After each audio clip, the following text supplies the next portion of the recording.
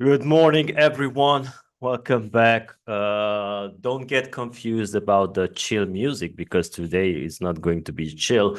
Welcome to the third European gaming meetup this year. It's the European Gaming Q3 meetup, as we like to call it. We are thrilled to have you here today, and we are going to kick off this event with a topic that is crucial to the success of any business today in the digital era, which is social media strategy for B2B companies within the iGaming space. So, as you guys know, social media has evolved into a powerhouse for brand exposure, and it's transforming the way we connect with our audience and how we build our brands. But how can we, as B2B companies in the iGaming industry, harness its full potential? We will find out today. We will also uncover some secrets behind crafting a winning social media strategy that not only boosts visibility, but it also drives engagement and growth. So today it's awesome to have here my panelists from the earlier edition of this meetup series. We decided right after that session we had in April that we need to continue speaking because there's plenty more to talk. And I'm happy to have these ladies with me today who have a lot to uncover when it comes to social media strategy and branding. Of course, let's get started with the introductions first, because some people might not know you. Maybe there are a few people that don't know you. So I have Dorota Gruszka, a marketing manager from Booming Games. Dorota, hi, it's nice to have you here. Thank you so much for the invite again. I was really, really excited as last session, we even extended this like 15, 20 minutes because we still had so much to discuss. So I'm really, really glad that I'm here again. And let's elaborate on those unfinished businesses and unfinished topics. So I'm really, really happy to be here. And the long story short about me, I've been working in gaming over the past 8 years. And as you introduced me now, my current role is a marketing manager at Booming Games. So yeah, All that's right, all. thank you so much. Next is Tereza Melicharkova. I hope I'm pronouncing it correctly. Head of Marketing and Swintt. Hi, Tereza. Nice to have you back. Hi, Susan. You did indeed very well. Thank you so much for having me again. It's absolute pleasure to be back. As Dorota mentioned last time, we really didn't want to stop. So when I saw the invite for this panel again, I was thrilled to be back. As you said, I'm the head of marketing at Swintt. I'm also taking care of the brand of Glittner Group. I've been in the industry for the past 9 years. I started my journey at NetEnt, and I'm super glad to be here. All right, thank you so much. And last but not least, Katya Machuganova, Gaming Product and Partnership Manager at Silverback Gaming. Katya, it's nice to have you back. Hello, Zoltan. Hello, ladies. I'm really happy to be together again. And as you may know, I was previously a product owner in the Silverback studio, which is the in-house game studio of GAN. But currently, I'm happy to announce that I'm switching a little bit the focus from the product itself and the development of the product to the broader picture and the business part of gaming. So I'm happy to be here and to speak on the topic regarding social media campaigns, because this is a major topic when it comes to business and partnerships as well. All right, thank you so much. It's good to have you all here again. And yeah, I forgot to mention that today we will also spotlight some success stories, showcasing companies that are leading the way and with innovative and engaging social media strategies. And hopefully, by the end of this panel, our audience will have a deeper understanding of how to leverage social media to elevate their brands online and of course, achieve some business goals. So let's dive in and unlock the secrets to social media success and B2B iGaming in the B2B iGaming space. My question is for all my panelists. We will start with Dorota, Tereza, and then Katya. The first question would be, what criteria do you use to define a successful social media campaign? And is it based on likes, shares, and impressions, or are there any other key metrics that people should consider? So in regards to marketing, I think everything that is digital nowadays, it has its beauty because we can literally show any KPIs after any single campaign. But I think what makes really something a success is like the objectives we set up at the beginning of the campaign. So for example, we need to set up clear goals, what we want to achieve by certain campaigns. Is it gaining new followers? Is it building brand recognition? Is it maybe perhaps gaining sales and stuff? And again, as you said, it's not obviously only about the likes and shares and views, but this engagement is very, very important. What I also think is a lot of aspects we can't still measure. So for example, if someone would see our super fantastic social media campaign promoting our, I don't know, new promo tools or new videos and stuff, they might be more likely engaged with us and make businesses with us. But then we aren't certain if that particular campaign had the impact for them to reach out to us.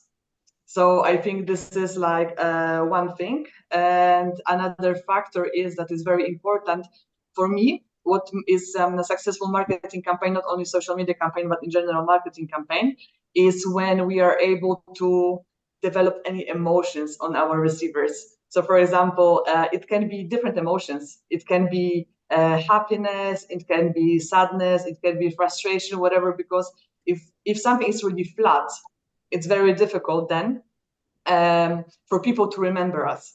But when we are able to trigger those emotions, then obviously people would remember us. I remember when I was a teenager and I saw advertising about like driving under influence, and it was so horrible campaign about not to do it, and I was so shocked. I was speechless, like I couldn't speak after like 5 minutes. I saw this campaign and I still remember it until this day. And another thing I need to say about like super successful campaigns, I would say, I think we all know this game Kenneth Must Die by No Limit City, which this game is extremely controversial, but from marketing perspective, for me, it's like one of the best marketing campaigns I've seen in like months or years. And if you don't know what I'm talking about, just go to YouTube, try to find any streamers. Those stream has millions of views, not only playing the game, but also unboxing merchandise that is, again, very controversial. So obviously it's not everybody's strategy, and you have to kind of understand that not, obviously, if every company would do that, then the shocking factor is also gone. So I'm not saying to do that, but I'm saying that producing any emotions in the audience is extremely important to have a successful campaign. All right, thank you so much, Tereza. Well, I agree with what Dorota just said. I didn't think we were going to talk about that game. That surprised me a bit. For me, successful campaign is something what people talk about outside of the digital world. So if you go to an industry event and people talk about something you managed to post or do, and you communicated it via the social media platforms, I think the word of mouth is really one of the still up-to-date, most powerful tool. So to get people to talk about what you are up to, I see that as a huge success. I mentioned it last time. I think the best campaign at Swintt up to date is when we worked together as a team and we launched Swinttopia, which is a board game. The feedback we received at the conference is everybody coming to me and congratulating for this idea and execution. The team did fantastic job with really delivering something to celebrate 5th anniversary of Swintt. So when people actually come to you and they appreciate what you have done, I find this as a really successful campaign. Absolutely, the impressions are important because more you have, you know that everybody is aware of what you are up to. But the bringing digital campaign to the real life and having people talking about it is what I really see as huge success. All right, thank you, Katya. Not much to mention after those great answers, but for me, a successful social media campaign goes beyond just counting likes and shares. While those metrics are nice, of course, the real success lies in how well you can engage with your audience and build the brand awareness. For me, it's about reaching new people and keeping the existing followers interested in what we are doing. Of course, we can measure this by looking at things like how many new followers we have, or the click-through rates to our website, brand mentions, and the overall impressions. But also in the B2B world, especially in iGaming, we should also see some return of investment, meaning our content should attract potential new partners. Also, a good campaign should really reflect who you are as a brand. It should show your company's personality, to highlight your key people, and to communicate what you stand for. Social media is often the first place where people encounter your brand, so it's crucial that is accurately representing who you are and what you're about. No, thank you so much.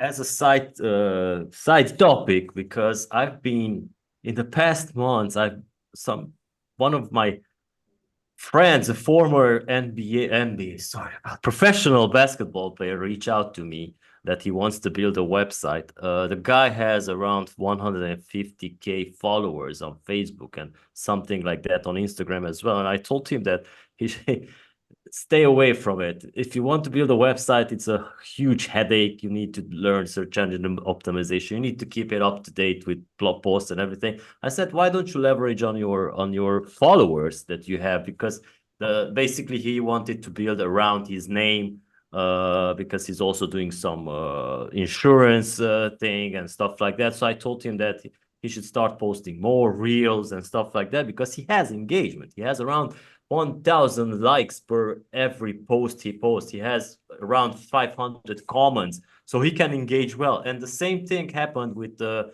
American actress who I cannot disclose, who reached out to me throughout this guy. The same thing.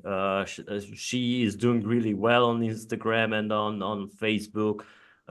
So she's trying to turn her personality, her personal brand, into a company. So I told her the same thing: stay away from doing a website because it's useless for you. So did I did the correct thing? I believe so, for personal reasons.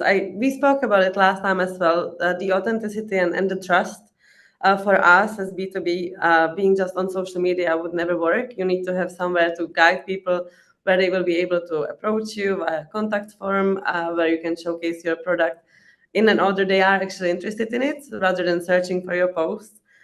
For personal marketing, I think that social media is really key. And there is no need for someone who is targeting those people on social media to go on website and take them away from the mainstream. So I think you gave them definitely the right answer. Good I thing. agree, but I also think, depending on what your job is, I do believe it's also very good to have a website or a landing page. Maybe let's not go like high development and stuff, which is also a part, obviously, of this digital stuff. Because I will tell you something. So I hired last year a graphic designer, and his portfolio was like, he literally built a website with his portfolio and previous projects. And I found it. Obviously, he got the job because nobody else managed to present skills on such a high level like he did, just having his own website. So I was so impressed. There was no brainer for me that he has to join our team, because it was like out of this world. So I do think that having a website for personal purposes doesn't hurt no one. It can actually help, especially if you're seeking a new job, or you maybe consider being a consultant. Then for sure, that's also very, very beneficial. All right, Katya, do you think that I did the correct thing? Well, it depends on the content that you want to share. This is the main thing here. And if you want to offer a very professional content like analyst, or if you want to make some researches that need the place to be available digitally for future use, for any time use, maybe we need those personal websites just to use it as the main door to our stored researches, documentation, whatever we need to have online ready to be used on demand. All right. So, guys, look the guy up. His name is Jason Forte. You can find him on, if you just look at a search, you will see who it is. So this guy is a big muscular guy posting stuff around how to motivate yourself every day and stuff like that. He doesn't need a website. We're gonna check him out later. All right. We'll write it down. Okay. Okay. So from a B2B perspective, so let's stay on topic. Which types of content and platforms have you found most effective for building a brand, and why was it? So Dorota, you go first. Yes, so obviously, since we are B2B and +18 content provider, we need to be very careful how we target our audience, how we market our products. And although we need to obviously take under consideration all the limitations we have, there is still so much that we can do. So we can use, as we mentioned last time, a website with a very good SEO, right, to attract people to our website. Social media, of course, LinkedIn is the most powerful one, but don't even try to trigger the LinkedIn topic. Not now, maybe later a little bit, because I'm going to lose it again, because I love LinkedIn so much. And also we have the power of sending, newsletters. We can do buzz marketing, which is gaining more popularity. We can collaborate with affiliates. We can collaborate with streamers. We can participate in the awards or exhibitions. So there's still so much that we can do to actually make our brand very strong. Also, different kinds of marketing campaigns, like even we did last time with Ronaldinho merchandise during the Euro 2024 and Copa America that we did at the Quad in our office. It was received extremely well. I wasn't to be honest, thinking that it's going to be received so well. So there's still so much still we can do. We can do parties for our clients, which is also very popular, to make this relationship stronger and also to build the brand awareness. Yeah, I think that's all what we can do. And in regards social media, then of course, yeah, LinkedIn is the most powerful one. I would say it's the most forgivable one, because most of the users on LinkedIn are +18, so we don't need to worry that we're going to target kids or someone who doesn't want to see gaming content, because it's strictly like business to business. Most of LinkedIn works like this. And obviously with others, as we mentioned last time, having all of them, so like Facebook, Twitter, or TikTok, or Instagram is good to have, because every impression counts, every like counts, every comment counts.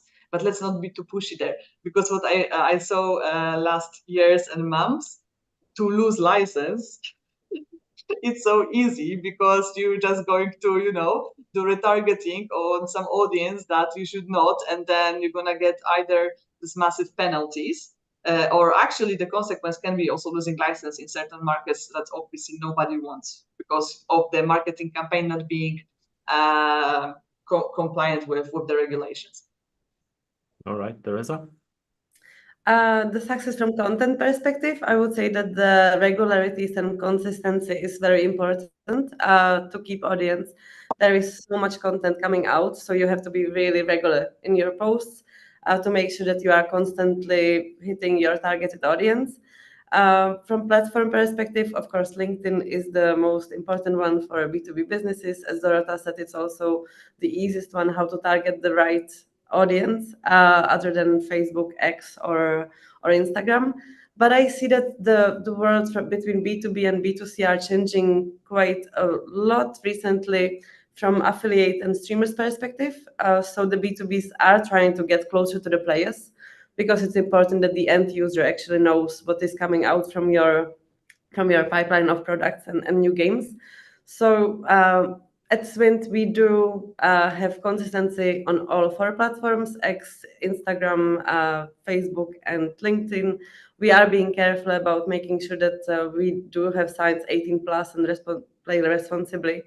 It's very important. And I think maybe later we will see in few years changes where we will have experts in those areas. Maybe we will have different content for each platform, targeting also talent. We can't forget about that, because everything what we post out there is visible by anyone, and what company makes is the talent. So we are trying to attract the right talent to build the company and continue on the success.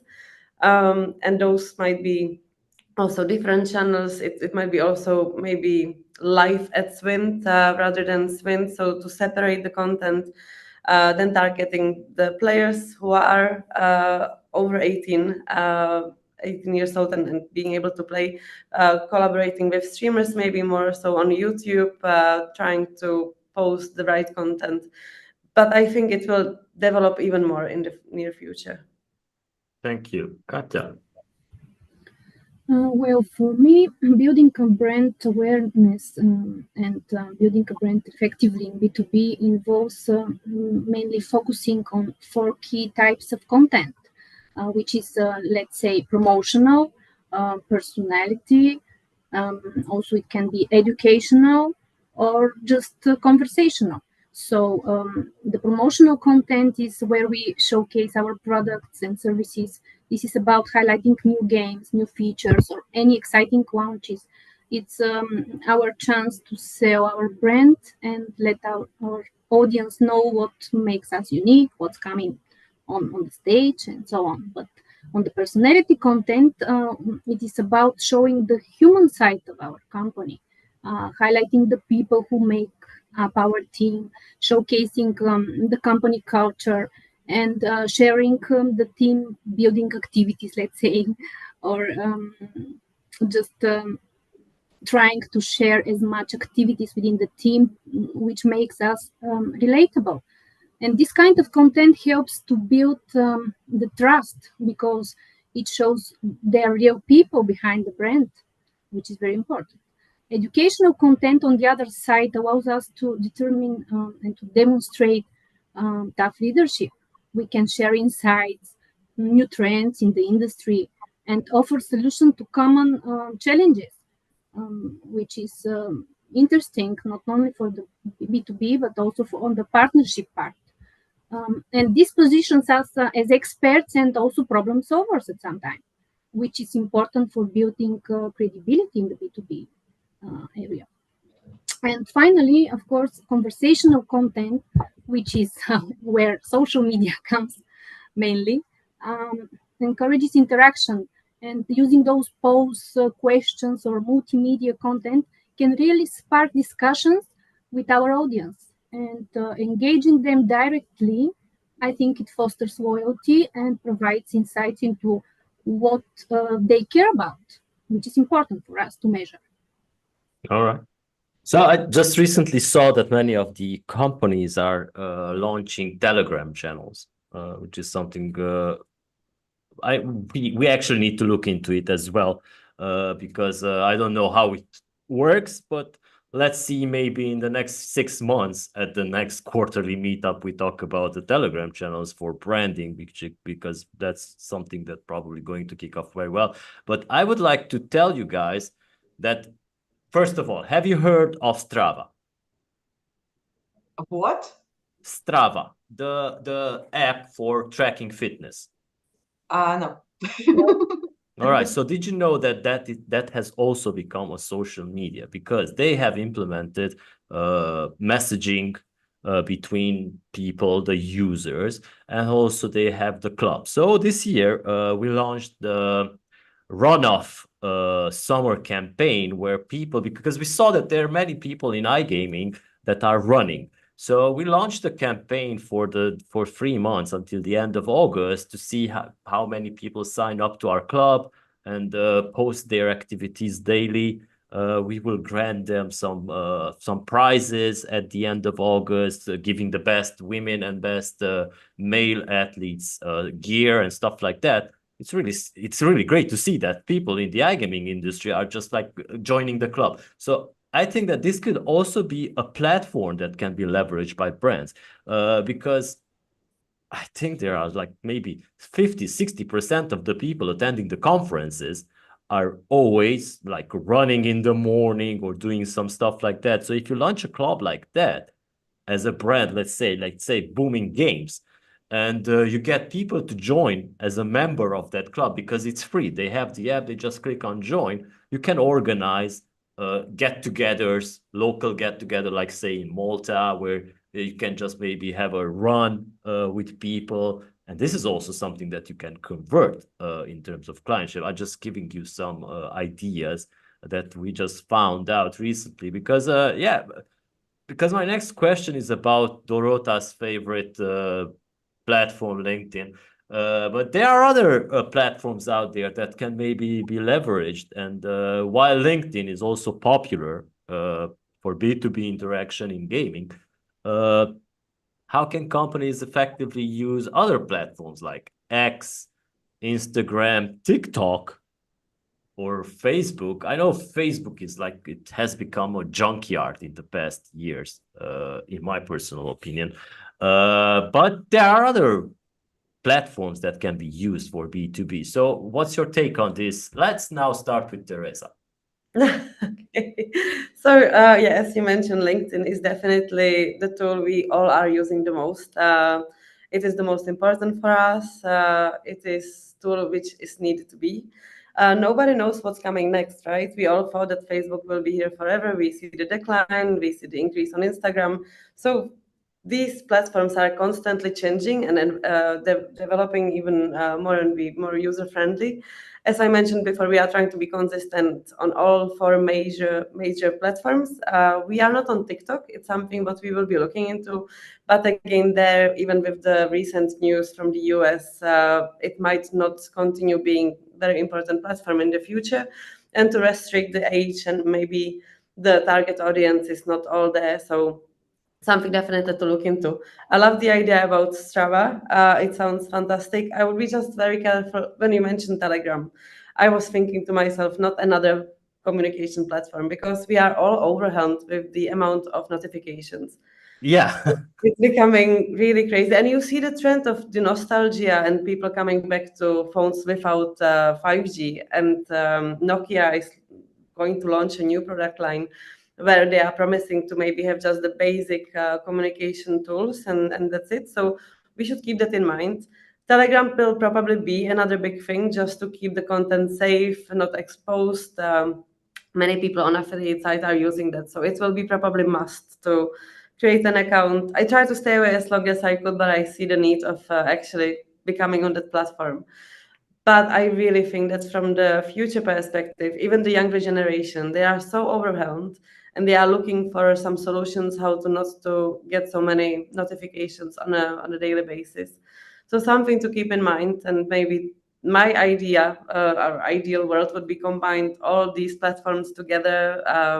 It might happen at some point that there will be one owner, and just having it really easier for the end users, ourselves, people, to make life easier rather than more complicated. All right. So before I move on to Dorota and Katya, I just want to share an information. I was invited to be in a panel in Tallinn in Estonia this year when we were hosting a conference. It was a local event. And I was in a panel with the e-residency community manager and one of the community managers from a large bank. And the moderator asks us about how we keep up with the community, what platforms do we use, and probably she wanted to hear that the bank and e-residency have created platforms to engage with their community. But it was like my answer, and just like you said, Tereza, keep it simple, because you get notifications everywhere, and it seems that other large brands have understood this, and they're keeping it simple, building WhatsApp groups or LinkedIn groups and stuff like that. So just, you don't need another app or something like that to get notified. Just keep people on one platform. So that I wanted to share because it came into my mind about what you said about having too much platforms. So Dorota, I think the next half hour you will talk about LinkedIn. No, because we have another question about LinkedIn. That's the question number 4. It's really interesting for me. But I want to really like elaborate on what Tereza said, because I think it's extremely valuable point that she made. And I will tell you from my personal perspective, as we discussed this kind of question previously a little bit, right, that LinkedIn is the most important and the Facebook, they are not that much important, but still it's good to be there. So like kind of long story short about this question, but I'm personally overwhelmed with the amount of messages I'm getting. And it's not only, via communicator platforms like, for example, Skype or Teams or Slack or WhatsApp. then on the top of that, I'm getting messages on Instagram, I'm getting messages on Facebook, I'm getting messages on LinkedIn, I'm getting messages everywhere. And Netflix. Exactly.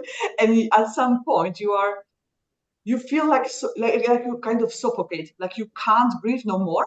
And you also feel obliged because you don't want to be rude. So obviously, who texts you? Clients, business partners, friends, family, and stuff. So you really kind of feel obliged to answer all of these messages. But I'm asking myself sometimes why. And to be honest, I wish to have like time off my phone for like 3 days. But then obviously my mom would already call the police because most likely I'm dead in Malta and they need to find for me, you know, and my dog is sitting on my phone.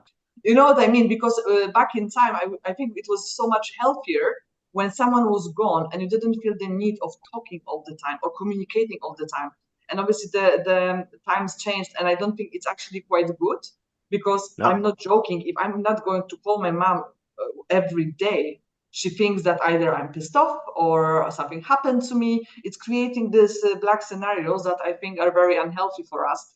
And also about WhatsApp. I really was trying to keep WhatsApp very private. Didn't work.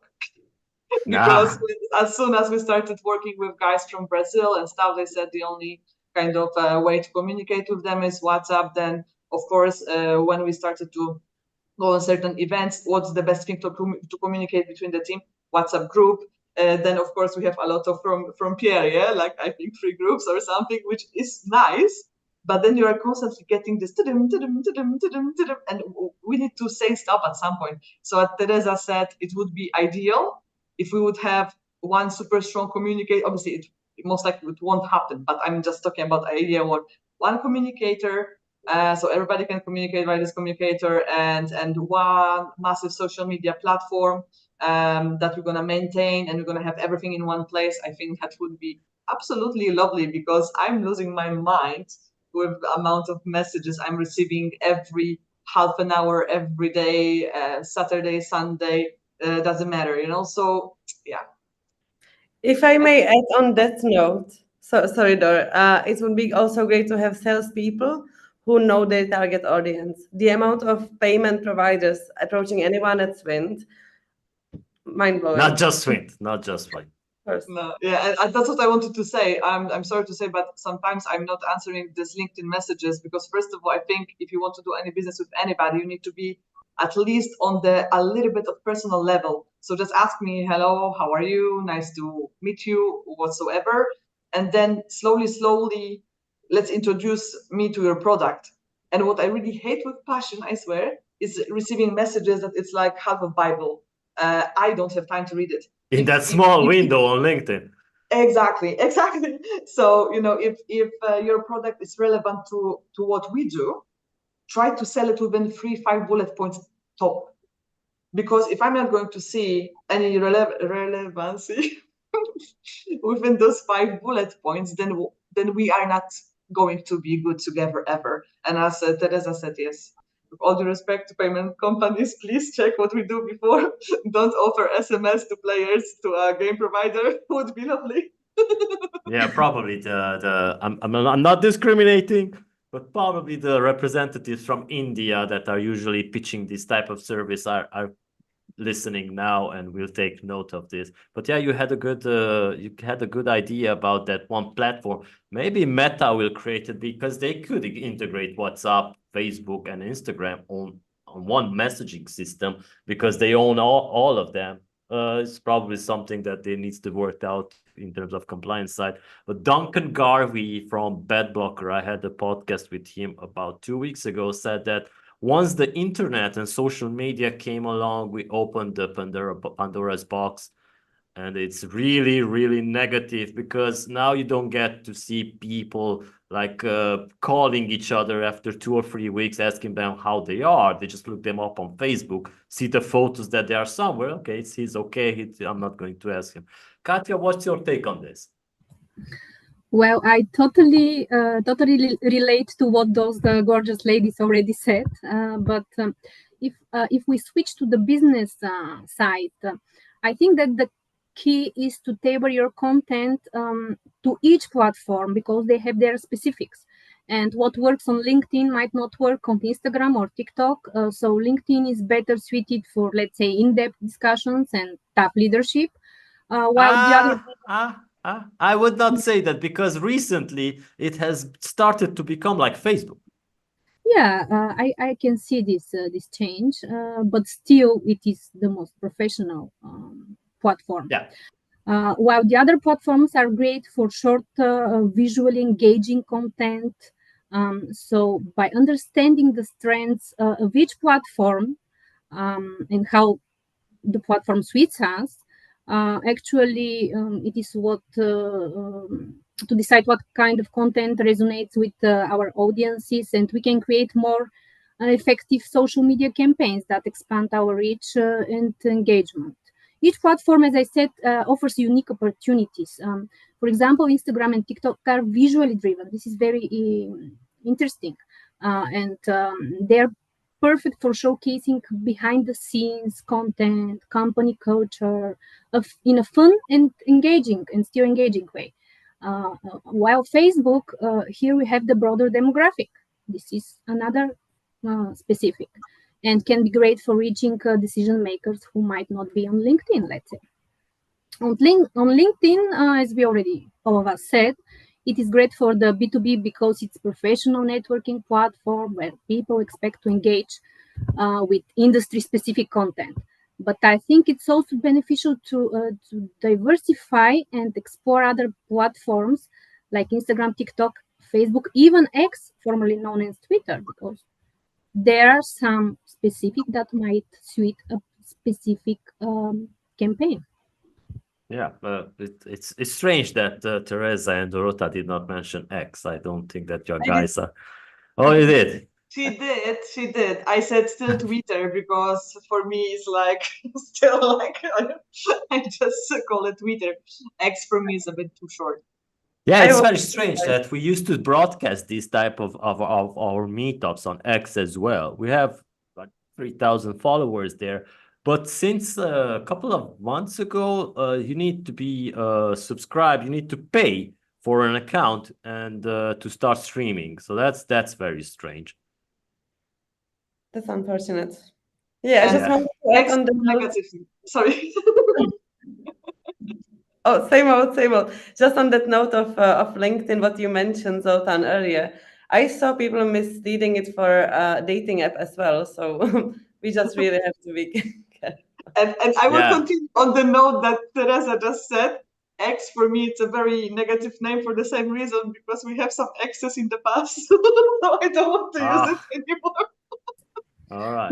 Let's think about it as the X factor, you know. Jesus, this is turning into a different conversation. Yeah, LinkedIn. I saw very interesting. I will continue later.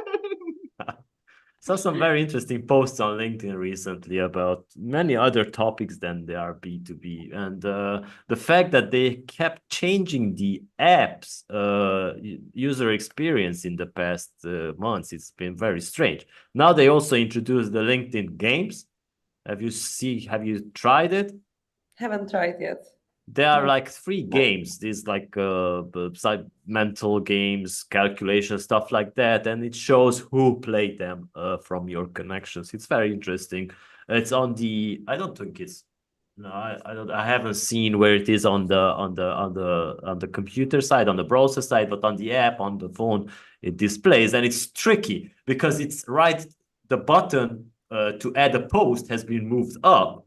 And they added games down there, so it's very interesting. That's on Android, by the way. I don't know how it works on iPhone.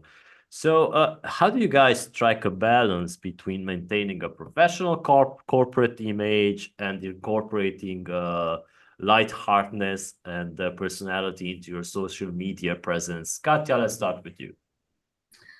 Well, we already talked about this on our previous, but let's just say again, what I think is balancing professionalism with personality is all about the variety in your content, as already I discussed.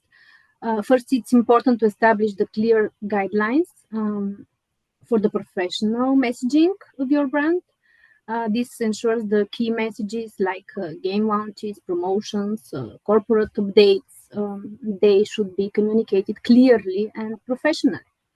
But I think that we shouldn't be afraid to add some light-hearted content into the mix, because sharing memes, behind the scene glimpses of office life, or team photos can humanize your brand and make it more relatable. The trick is to use this content in a way that complements your professional messaging. And also, we have to remember social media is a great way to show your brand's personality, and the light-hearted content can foster the genuine interactions with our followers. But we have to make sure that our responses still maintain a balance of professionalism and personality. And this approach, I think it helps to build credibility while making your brand more relatable and engaging with our audience. All right. Dorota. Okay. So since I started working at Women Games over 1 year ago, I totally changed the LinkedIn profile and how we approach certain things. And I really like collecting statistics and KPIs of everything, so I literally know which post performs better and which post performs worse. And I really realized that the more we post about people, the more we post about our parties or even people attending events, the more engagement those posts are gaining and the more followers we are gaining. And as Katya mentioned, the credibility of the company also increases, I believe. People, we live in this crazy world with, AI is taking over slowly, and we are surrounded by everything being automated. And I think what is very, very important to show their own character and show what this company is all about, and show hardworking but happy team behind the scenes, as Katya mentioned as well. I think it's extremely critical. And what I think it's very important to always think about maintaining your company, your LinkedIn profile, as well as yourself, your own profile. I think this can help incredibly your company. As I told you last time, over a period of 1 year, I managed to get 9,000 new followers for Booming Games, and it took them 10 years to stay at 5K. So now we have almost like 14,000, which is incredible, and that wouldn't happen because they are all first-line connections of mine, and that wouldn't happen if I wouldn't have very, very strong LinkedIn profile. And so I think what is very important is to both maintaining your personal and company profile at the same time. Never forget about your personal profile. Never, always try to be creative there and try to find time to post obviously relevant things. As we mentioned last time, sometimes you need to be very creative. I don't post anything that I went on vacation, and I always try to find content that is relevant to my job or my gaming life, which is very colorful and magical, and there's a lot of rainbows and unicorns, and I'm very busy with events and stuff, which I really love. So you need to find this kind of balance, not to cross some lines. But yeah, so basically, I don't think if you are creative, it's difficult to stay professional. And let's point it out, we are working for iGaming and not iFuneral. So professional doesn't necessarily mean boring or sad or whatever else, because iGaming is totally different industry to any other industry. So for us, professional can be actually being super banana, and that would be still considered as being professional, obviously to a certain level. So I think those are this really, really important aspects. I think that maybe the porn industry could be also fun like that, right? Which industry? The porn industry. But it is very fun industry. I've heard some stories. Yeah. Very All right, big. Tereza, what's your take on this? So I agree with what ladies said. They said it very well. Katya has mentioned many times the authenticity of bringing the personal posts. It's very important to show that there is a company, but behind the company there are real people. And bringing that on table is really important for the trust, again, for hiring the right talent. In the past, we might have been scared, I'm talking 9 years ago, that we are posting something, that we are having fun, and the end users might not take it well. But I think the times change so much that even the end users want to know that behind all this digital and computer stuff are real people, which really brings the trust into playing slots, because it is all digital. RNG might be for someone not such a friendly term, or they don't understand what it means, but seeing the people behind is really extremely important. And we are lucky, again, on the B2B side, working with games, we have very colorful assets to use. So our posts are rarely boring. They are, even if it's product oriented, it's still fun to see. So having game launches, then people talking at panels, or doing editorials, winning awards helps as well a lot. Bring some content from your pets. We all learned that this is something which brings a lot of impressions. People love to see cats and dogs. Children we can't post. They are generating also very many posts, but that we have to stay away from. And as Dorota said, she's doing a fantastic job on her personal profile. It's not easy to retain because you need to be consistent. As the same on the professional side, you need to make sure that you are constantly feeding the audience with something new and original and interesting, and it does help your company. So people should be brand ambassadors of their own profiles to bring more followers on the professional ones. But definitely balance between how it is to work at Swintt and what we are up to, who is going to be at what event, and what games are coming out. That would be the right balance for me. Yeah.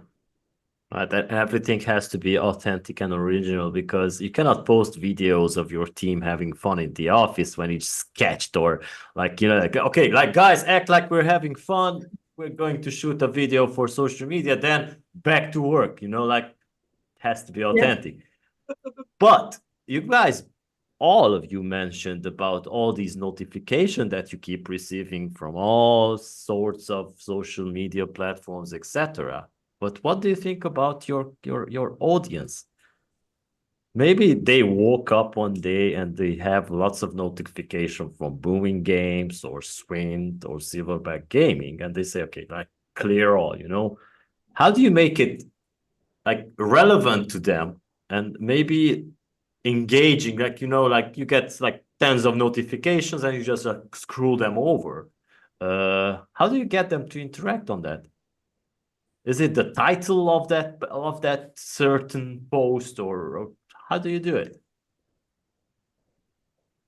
I think, again, in regards to digital content, as I mentioned before, everything is trackable and you can get this KPI. So you need to also keep your hand on the pulse and see, for example, we started to notice actually we are decreasing in amounts in regards to followers, or we are decreasing in amounts of reactions. So maybe we should change the strategy. Maybe we should adjust our content. Maybe we should stop posting every day. Maybe we're gonna post every other day, not to overwhelm people, because we think we are special. You think you're special. Katya thinks she's special. Tereza thinks she's special as well. But so everybody thinks the same. So then the amount of content just swamped at someone is just too much. It's again about being suffocated and having too much of different things to see. And at some point you need to lose the engagement or you're gonna go mental crazy. So I think checking everything, the impact on your posts, the reactions, the views, also how many newsletters people opened, even in regards to YouTube video, because honestly, as we all know, everything that is digital can be trackable. You can see heat map, for example, on your website, So you try to put all this heat map goes super fast from hot to cold. Obviously, it's hot on the top because it's by default, it has to be hot because everybody has to see it. But then as soon as you scroll down, you see how quickly cold it gets. That means people don't really want to scroll down that long. So then maybe you should focus on making more tabs, but more compact. So it's maybe this approach will be more interesting for some people. Also, in regards to YouTube videos, I'm really big fan of short videos. As we know, we all use Instagram and TikTok and X or whatnot. and when I'm watching reels, you really have like 1 to 2, max 3 seconds to engage someone, or the person is going to drop, was going to scroll down. And the same with promotional videos on YouTube. I do believe they should be nice and sweet. Obviously, when we promote new games, we need to describe those features, but let's make it as engaging as possible. Because again, when you look at 1-minute video on YouTube, let's say some people would maybe watch 10-15 seconds, and then they're gonna click that red button that we don't want to be clicked, and that's it. So I think evaluating your content, checking those KPIs, trying to change strategy. So let's not think that, okay, Dorota has this fantastic marketing strategy and I'm going to die with this strategy. Obviously not, because everything changes. And even if I would need to adjust the strategy every quarter, and that would benefit for the company, I would. I have no issues with that whatsoever. So yeah. Right, You said it Tereza, very Katya? well. The agility, to be agile and really adjust to whatever are the trends, what's happening, review your strategy on a quarterly basis. You mentioned not every day. We are struggling. We have so many things to announce that sometimes 1 week is just not long enough. And of course, you can't put 2 posts on the same day because they would push each other out. And that would be also too much. It wouldn't hit the same audience, but you just don't want to do that. So yeah, trying to balance it out. Some people are very interested in what games are coming out. It's probably not the most engaging content, but it is rather than overwhelming with newsletter, the whole LinkedIn community from our side. Of course, we are having our newsletters for our customers, so they know the important information. But I was thinking about newsletter or the posts we are doing, but I see it like this is the content we are sending out. We're not going to overwhelm the whole community with newsletter, but we will offer whatever we are up to, and hopefully it will be taken well. So far it works, and definitely adding those personal posts helps a lot. All right, Katya? I would like to approach this question a little bit differently. And would like to mention about the dopamine thesis, which is a concept. I was recently writing an analysis on the topic. It is a concept that explores the connection between the brain's dopamine release and the way certain activities like scrolling through social media or playing sport games can become addictive.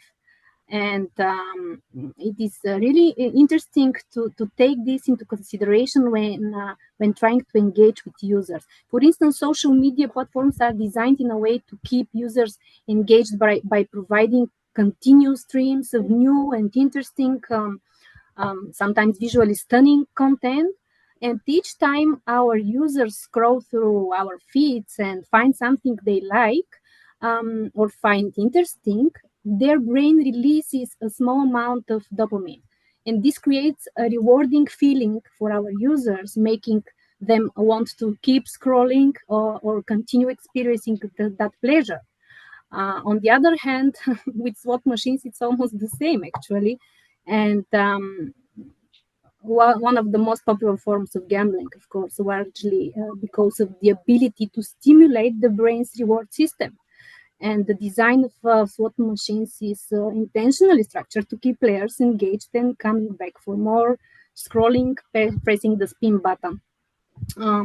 And if we approach on that side of the topic, we have to be very careful and to get to learn what is triggering that positive emotion when engaging with our content online. This can help us create a great campaign. All right. Thank you. I will have I don't know if I should say this. I will have a gross remark about pleasure. It's like I saw a meme this morning about the fact that nothing is better than clearing the gas from your stomach. Sorry about that, but this just came into my mind. I see that I have the panelists from my next session already joining. Guys, we have to wait about 3 more minutes because I have a curveball to throw at these ladies for a final question, which wasn't in the script, by the way. So guys, what do you feel about these emerging technologies like AI, augmented reality, extended reality, to be integrated in social media campaigns? And how do you feel? Would this create more engaging and interactive experience for the B2B audience, or it would be just for the B2C audience? Dorota. Okay. Go. You can go if you want. I can go as well. So it's up to you. Okay. So I'm a massive fan of AI, and I believe that everything that could be automated should be automated. And I'm very passionate about this, and I'm really happy to see what's happening. I always compare this kind of AI scare of that people are starting to lose jobs and whatnot with what happened at the end of 19th century when we had electricity and all the labor work was replaced by machines, and kind of now it's other way around. So people who actually work in labor, they are not so scared about losing the job, but people who work with brain in front of the computers, they might worry a little bit of being replaced by AI. But I also think that like AI, for the time being, I'm not really sure if it could be very helpful for certain campaigns from B2B or B2C. Maybe we could also teach AI about regulations, and then maybe that could be like kind of developed in a way that we were not gonna put ourselves in trouble by using AI. I think AI developed massively when we look at what was happening last year and even this year. But still, you can see, even when you ask the AI to produce a graphic, that is overdone. And you can immediately say that that's AI graphic 100%. So I think this AI has still so much to learn.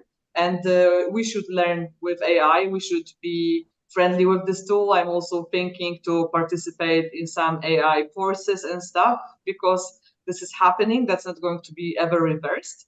And the more we know about it, the more comfortable we are. And then the future will be bright, unless we're gonna all get killed by robots one day, like from this movies 20 years ago. All right, but let's hope that won't happen.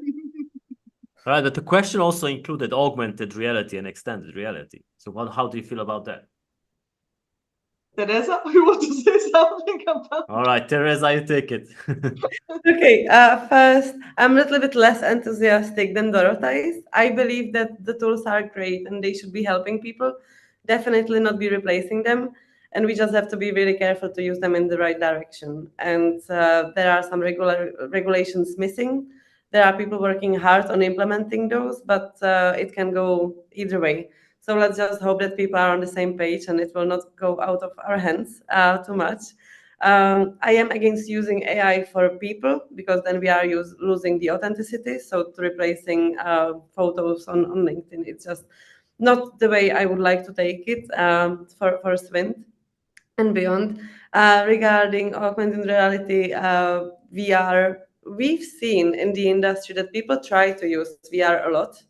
And I don't think that was necessarily a success. At NetApp, but augmented and extended reality is a total different thing from VR. Yeah, well, then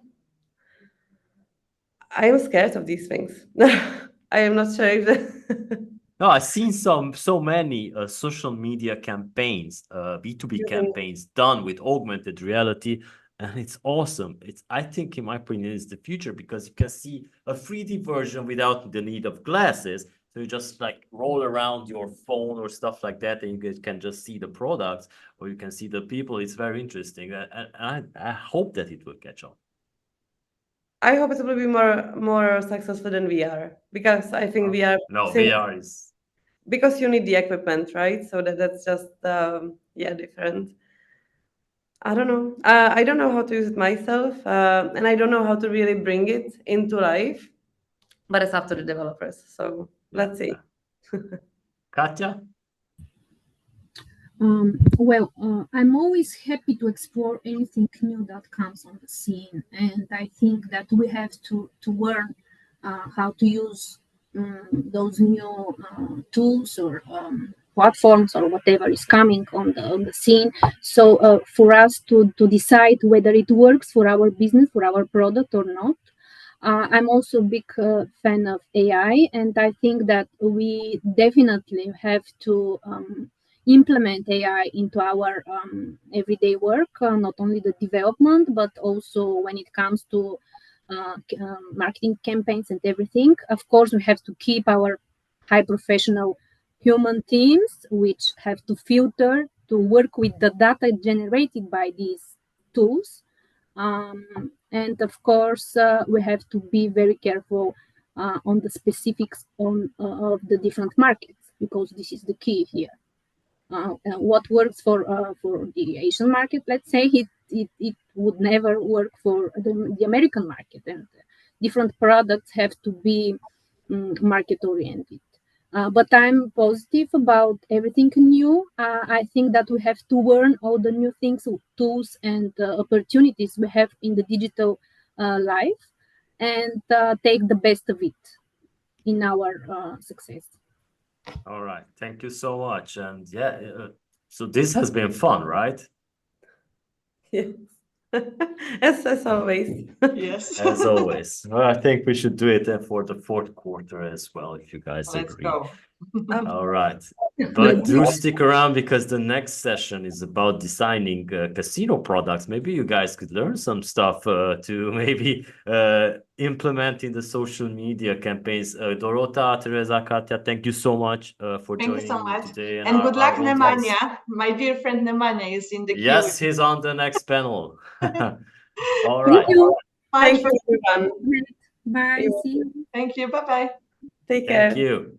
All right. Bye. So as I told you guys, we're moving on to the next session, which is about designing casino products for the future player. And we're going to talk about trends in player preferences and how the behaviors are constantly changing. So that we can say that what might be popular this week may not be popular next week.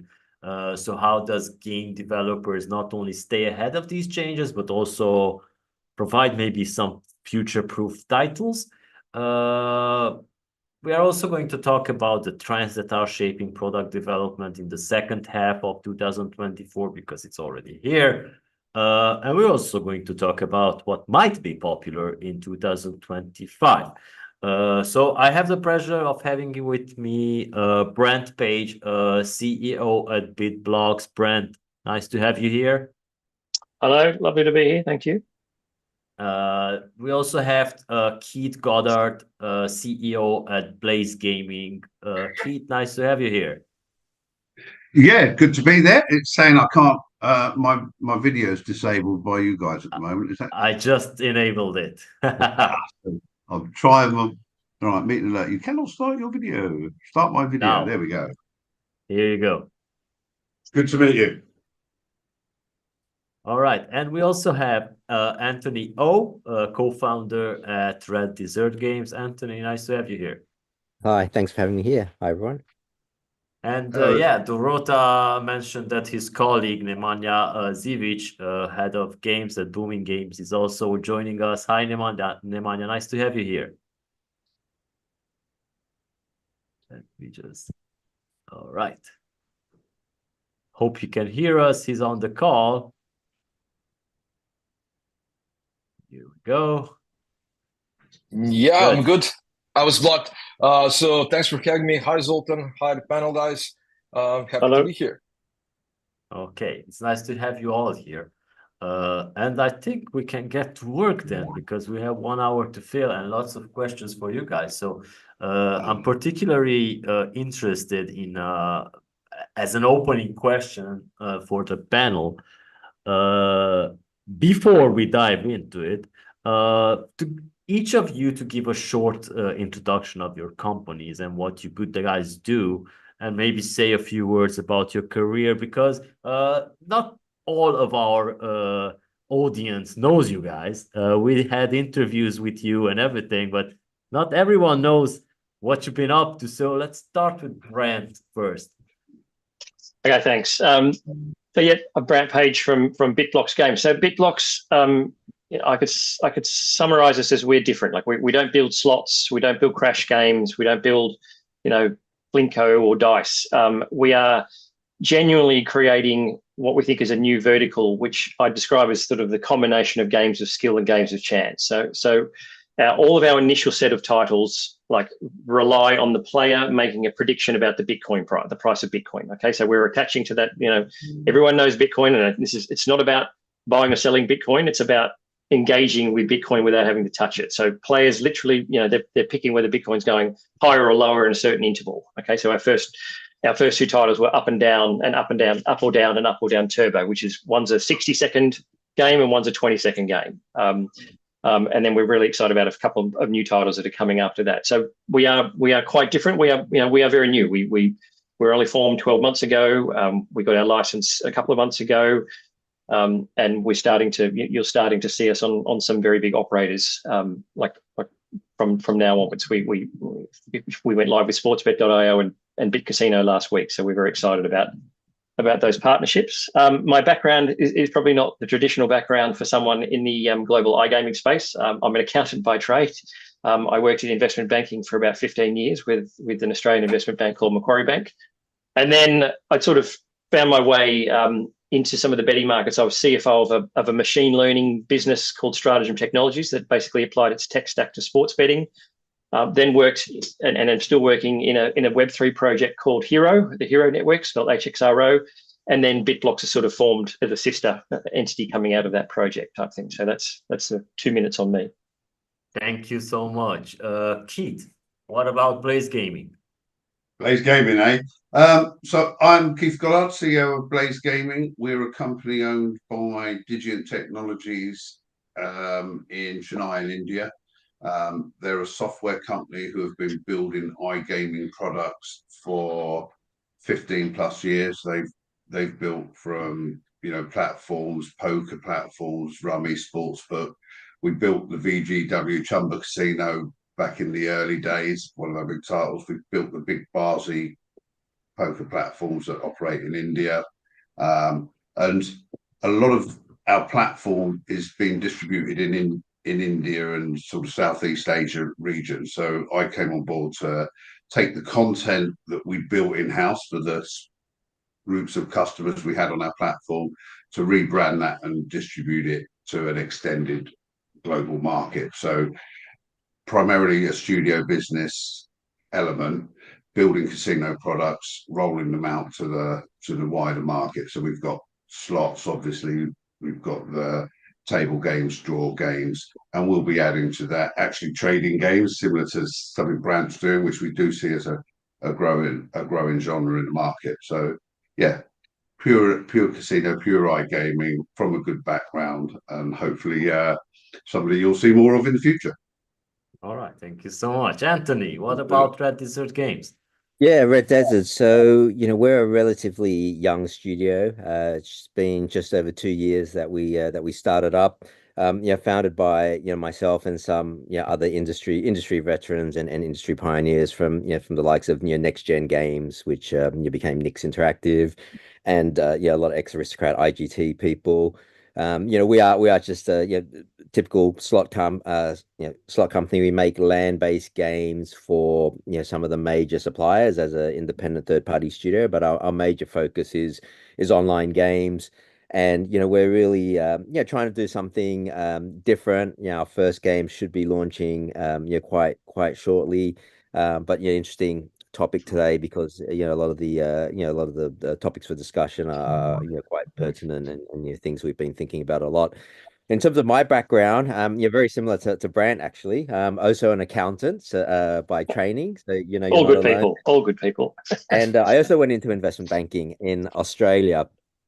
Before stumbling into the gaming industry. So I've been in the gaming industry now either as a banker advisor or actually working in the industry for over 20 years now.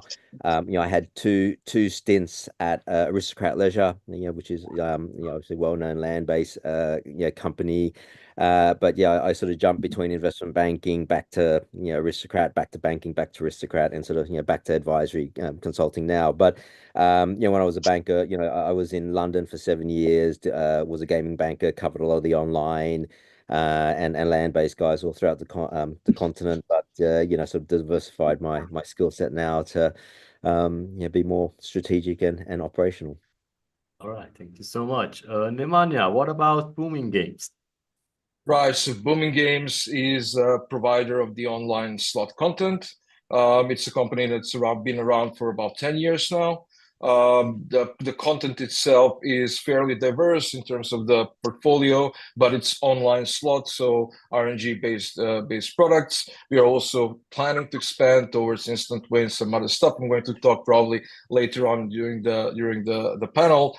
But yeah, we are basically providing slots for online markets across the regulated markets, social gaming, and also some crypto stuff.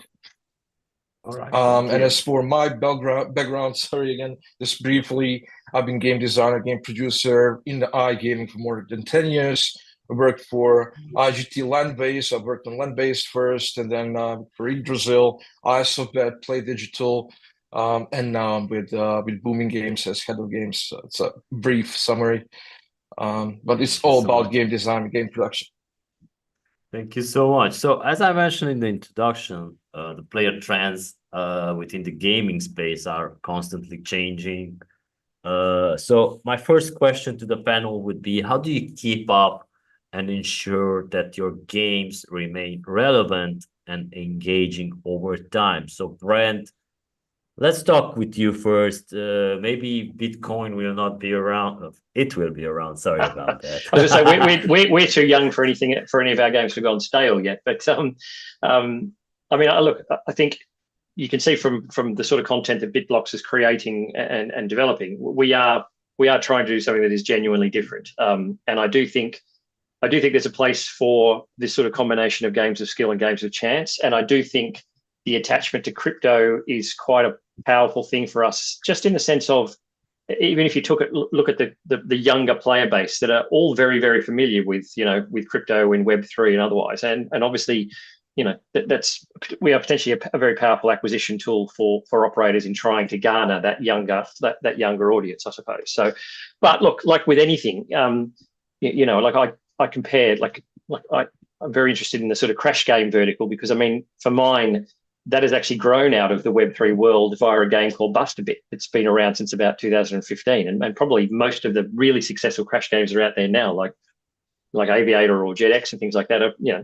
Probably have come have been found from that sort of that Web3 crypto sort of audience or universe. So, but look, I think with everything, not every new idea works, and not every game is going to be successful type of thing. But you still look at something like, I don't know how many slots are out there, but it's an amazing vertical, and it's while lots of changes have been done in relation to maybe some interactions and some of the craziness of the features, that's an enduring category. So I don't think it's just about things being in a fad and then going stale type thing. There's certainly elements that are well and truly enduring throughout many decades, sort of thing.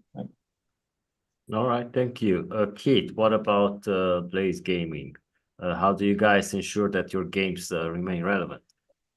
Yeah, it's a great question, and one we kind of live and breathe every day. So if you're looking at regional content is a big thing, and then of course evolving game mechanics. So when we look at the various regions and partnerships that we form, it's really about understanding the culture of those regions and what content is appealing. And we can't make those decisions from the UK, from Europe, or you couldn't make a decision in Africa what goes on in Latin America. So we do a lot of engagement with either studios, designers, and look at sort of what games and the style of games work in different regions, and we adapt our portfolio to to those markets. There are common games. You know, your slots is a common genre, as Brandt says, but the actual artwork presentation, the types of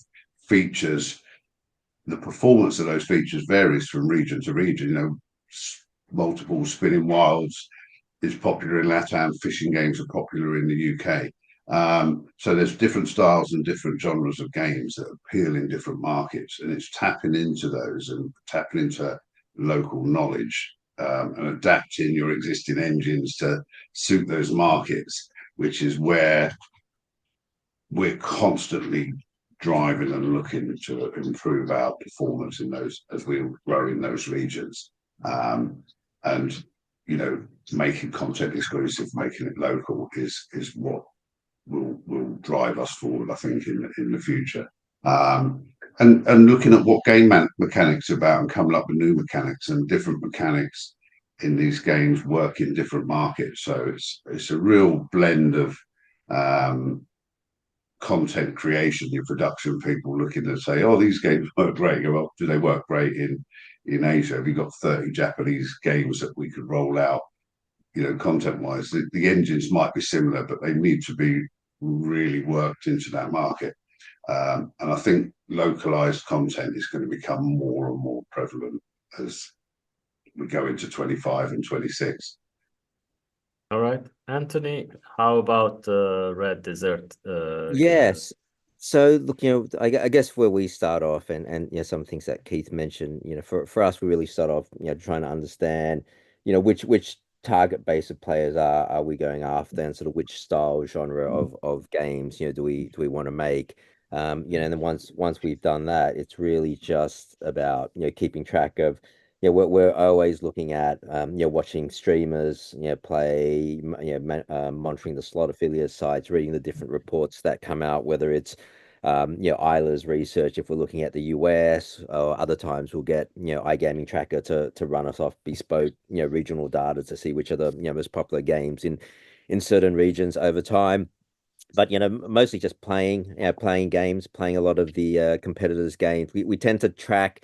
Yeah, there's so many studios out there at the moment. It's impossible to play everyone's games properly, right? You know, you can't just have a couple of spins. You've got to, you know, play, you know, multiple sessions and spend some real time to get a feel for the game. But, you know, we tend to track, you know, guys who we consider the, you know, the market leaders at the moment, the likes of, you know, the Pragmatics, you know, Evolution, Playing Go, you know, Hacksaw, Push Gaming, these guys who are, you know, doing interesting things with their games, and really, you know, having a look at the mechanics, seeing what we like, what we think may work and may fit in with, you know, the math models that we're making and the target base of players that we're going after. And yeah, look, just getting as much feedback from, you know, operators and aggregators as well, and really just feeding all of that into our game design process. But it's really, yeah, at the end of the day, it's like an a la carte approach. You know, we see what's out there, you know, not only mechanics, but, you know, real configurations, you know, math models, and it's really just experimenting, right? Coming up with different concepts, trying to incorporate them into our game design. Yeah, and it's just a lot of experimentation for us at the moment. All right, thank you so much. Nemanja, are you pissed that Anthony did not mention booming games? No, absolutely not. Absolutely not. It's something that, you know, we are hoping that Anthony will mention it maybe in 2-3 years. But it's, you know, realistically, again, as someone coming from one of the industry leaders like IGT, right? It's absolutely a change of scenery for me, and that's a different business model altogether. But that's joke aside, I would, you know, just build on what my colleagues already said here, both Keith and Anthony. Basically, we build games in a way that I like to have informed this decision. I like to have data, both internal data, so that we get from our game performance, and of course to follow up with whether Eilers in North America, whether, you know, iGaming Trackers, slot catalogs, or some custom researches we can do across EMEA, UK, and other markets. So it's pretty much like our experience and knowledge about slots, because the entire team have quite a few people with extensive experience background. in iGaming and online and land-based gaming.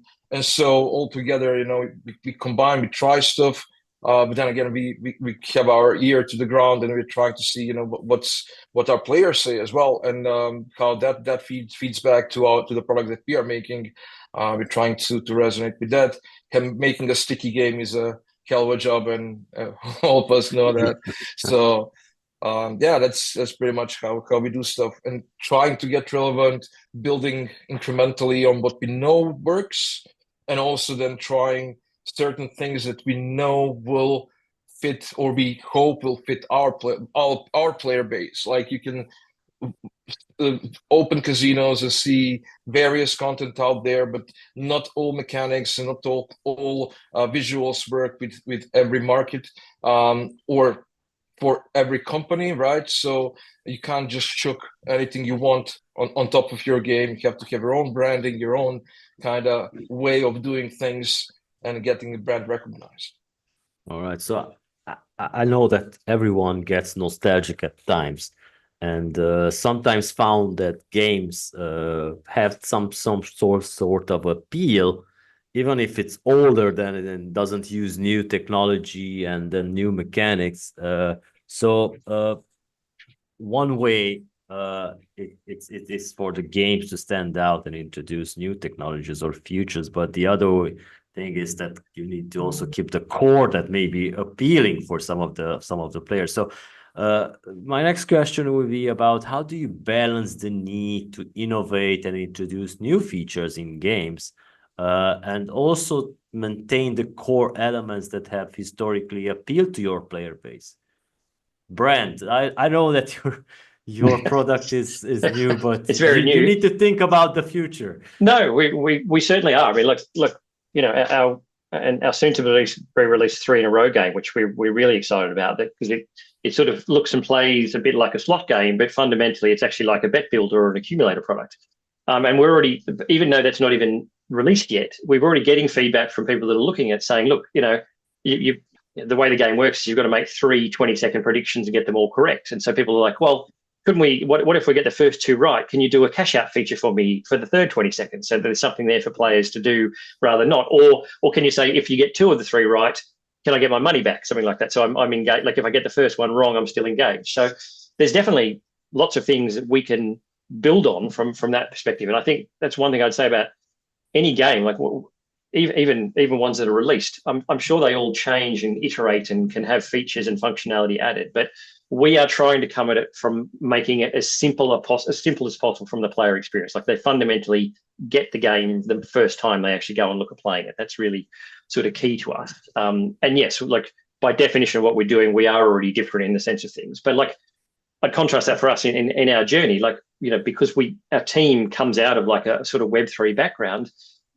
We had initially tried to do like literally everything on chain if possible, right down to the player bet, getting onto a blockchain. And at the moment, even with the fastest, even with Solana being the fastest blockchain out there, it's still not feasible in the sense of like, player experience or otherwise. So I've sort of, had to, assess it and effectively look at like the true north of our business is our content, not the way we deliver the content all the time. But like, I do think Web3 will catch up with that. And I think there's a lot of stuff that can happen, but it may not be now. It might be like we might be still 5 years away from that side of things happening. So, but like I don't know. I think probably even the most successful game will still have a shelf life eventually. I'd imagine. Like and I know slots is a huge category, but yes, like there's a heap of different features there than what existed before. I mean, when I'm as I tell my wife, doing R&D, playing bunches of slot games and looking at things, although I don't think she believes that when I'm sitting there most of the time. I notice a lot of the slots now where you've got some, like they keep you there playing because there's things going to something that could pop at a certain point in time. You never know when they're going to pop. And I find that quite a strong way of actually, even myself looking at it dispassionately, it's of keeping me on the game, or at least getting frustrated where it's like, oh, this thing looks like it's filled up. It should have popped by now and I should be getting some sort of reward. But yeah, so I think there's always going to be, like advancement and building on. Sorry, Keith, I'll throw to you. Keith. Is that back to me now? Yeah. Yeah, I think it's really interesting how you look at your portfolio of content and your customer base, what works, what doesn't, and it's not necessarily. I think all the slot guys, particularly, will tell you it's not necessarily the graphics that make game performance. It's a lot of it is the mass models, whether the types of players in the region you're publishing actually are playing, want small wins, whether they're the sort of whale players that want the less frequent wins. So the volatility of games is critical. Often the style of those games is critical. We've had successful games where, they've been around for a couple of years and they're still performing well, but the tech's getting old, and there's new iPhones coming out, and we've reworked those games and reintroduced similar games onto the new tech platforms to ensure that they get rinsed a little bit further and get a longer life cycle. And so I'm less concerned about just having pure innovation 100% all the time, because your risk factors are just way too high. You need to respect the games that you've got that have performed well, and quite often there'll be a following on a particular game that will just keep performing. It may slowly dwindle, but if it's making revenue and people are enjoying that game, then leave it out there, enhance it, make sure the tech's working well, and of course look at that innovation of new content, what's happening in the market. We've got a lot of games that we spent years on building beautiful graphics and interfaces. If you look at crypto casinos now, there's a lot of drive towards lightweight games that don't have any graphics on them, stylized in a certain way. And plenty of retro too. Like, you see some of these games look like games I was playing on an Atari or Commodore 64 in the late 1980s. It's like, absolutely. But, they're fast loading, they work in all regions, they are stylized, albeit simple. And so those engines can be reworked and they can be restylized into very, very lightweight games. I think there's a massive trend towards that at the moment. And different genres of games, the world that Brandt's in cryptocurrency trading, we've been working in that genre for a few years now, building virtual cryptocurrency games. I've always believed there's a fusion between the world of cryptocurrency, the excitement of trading, and the polish and delivery of casino style games. And we've took a slightly different route to Brandt. We're not using real prices, we're using simulated pricing, because we believe in the entertainment value and the longevity of the price so creating RNG games that we think have a wider distribution capability. But that as a genre, whether it's the entertainment games in the virtual world or whether it's real currency type trading, has been around for a long time. It has a massive following, a massive market penetration, and I think there'll be a new genre in a couple of years on a lot of the gaming sites where they'll sort of embrace what was binary options into a more entertaining live trading scenario for casinos.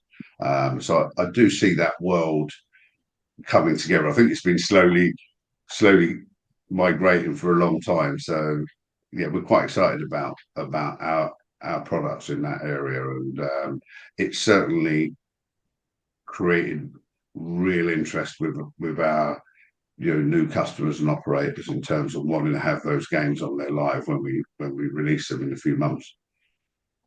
Thank you so much. Anthony, what's your take on this? Yeah, look, in terms of balancing innovation and the core elements, we tend to look at it at Red Desert on two levels. We look at it first on the studio portfolio level, and sort of what are the core elements and sort of what are the core characteristics in the games that we're trying to develop. And actually, Brandt, you talked about games where the prizes builds up, that sort of persistent style feature, that's sort of a big element in terms of the theme that we try and build into our game and our portfolio.